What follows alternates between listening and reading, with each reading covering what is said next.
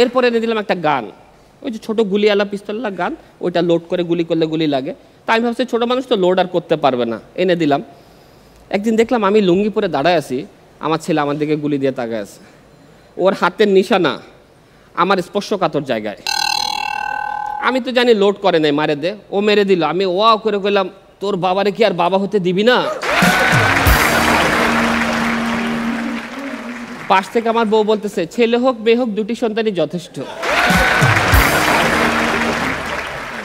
যাক, তারপরও আমাদের সবার, আমিন ভাই, আমাদের সবার উচিত বউকে ভালোবাসা। হ্যাঁ, এটা এটা শুনো, বউকে অনেক ভালো, সেটা জারি হোক। আমার কথা হচ্ছে অংশগ্রহণটাই মুখ্য বিষয়, শান্তিত্ব থাকবেই। তা আমি এরকম ইনশাল্লাহ কোনো ছাড়ি নাই, মোটামুটি হাতে 8-10টা একটা লাইনে আছে সব। কিন্তু একদিন দেখি আমার কাছে একটা চিঠি আসছে, চিঠিতে লিখছে, তরু আমার বউর পিছন থেকে সরে যা, না হলে তোর কপালে খারাপ আছে। নাম অ্যাড্রেস কিছু দেয় নাই। আমি টেনশন, কার পিছের থেকে সরুম এতগুলির মধ্যে থেকে। না, এরপরও দেখেন আগের মতো যে একটা রিলেশন বিয়ের পর না, সেই সম্পর্কটা কিন্তু 8-10 বছর লাগে আর ভাল লাগে না।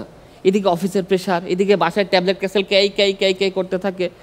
যেদিন বউর সাথে একটু ফিল হয়, খুব ক্লোজলি যাব, যেদিন আমার ইচ্ছা হয় সেদিন বউয়ের ইচ্ছা হয় না, যেদিন বউয়ের ইচ্ছা হয় সেদিন আমার ইচ্ছা হয় না, আর যেদিন দুজনের ইচ্ছা হয় সেদিন পোলাকে বাবা আসলে লুডো খেলি।